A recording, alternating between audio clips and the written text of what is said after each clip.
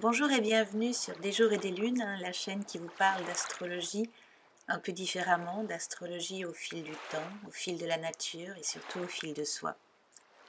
Je vais vous parler aujourd'hui de la pleine lune qui va avoir lieu vendredi 18 mars à 8h20 heure française dans le signe de la Vierge.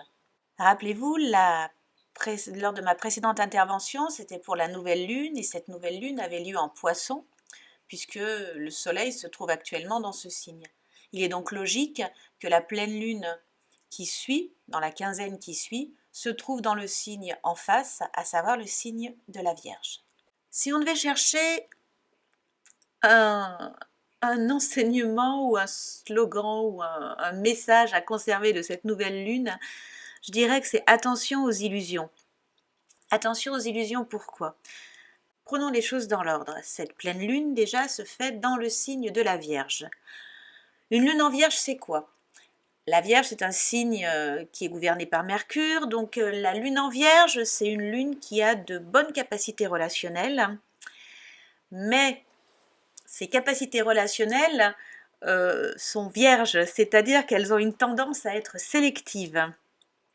La lune en Vierge va être modeste, elle peut même parfois manquer de confiance, elle va être pudique et surtout la nervosité qui est inhérente à Mercure va chez elle se traduire par une inquiétude facile.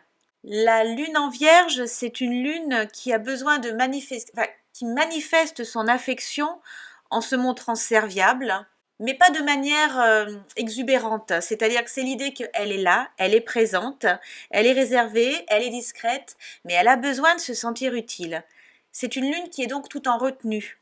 Alors cette lune qui est donc sélective, comme je le disais, elle est aidée par un très joli trigone de Pluton qui va renforcer encore son sens psychologique et qui va lui permettre d'analyser et d'aller au fond des choses.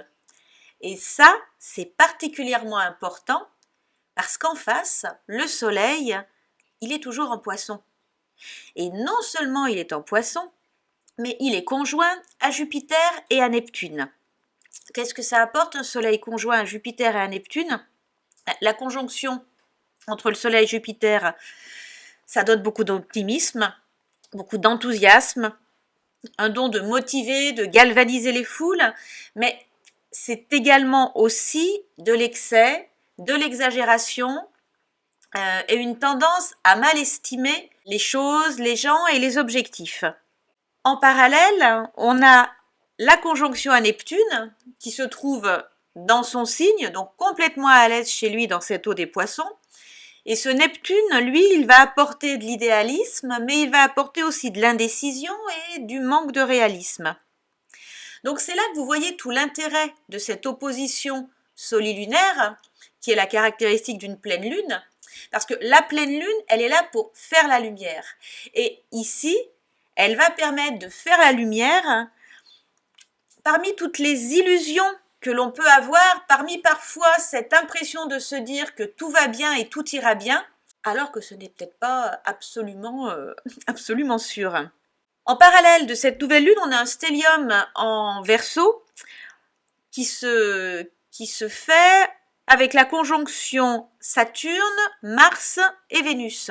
Donc Saturne, Mars et Vénus, c'est un mélange assez détonnant. Une Vénus conjointe à Mars, ça apporte beaucoup d'intensité affective. Mais cette Vénus conjointe également à Saturne, en revanche, ça va lui apporter beaucoup de retenue dans les sentiments, un certain manque de spontanéité, qui finalement sied bien à la Vierge, donc à la lune en Vierge dont on parlait. Et puis il faut voir aussi que Mars conjoint à Saturne et surtout dans le Verseau, ça peut créer beaucoup de tensions nerveuses, c'est-à-dire en fait de choses qui se trouvent contraintes, qui se trouvent restreintes, et donc qui créent une espèce d'impatience qui se retourne vers soi.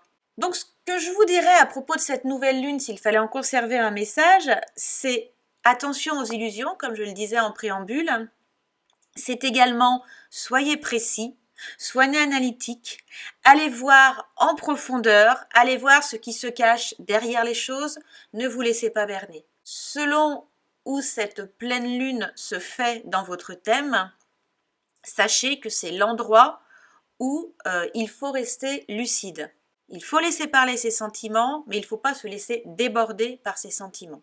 Voilà, c'est ce que je retiendrai de cette pleine lune en Vierge.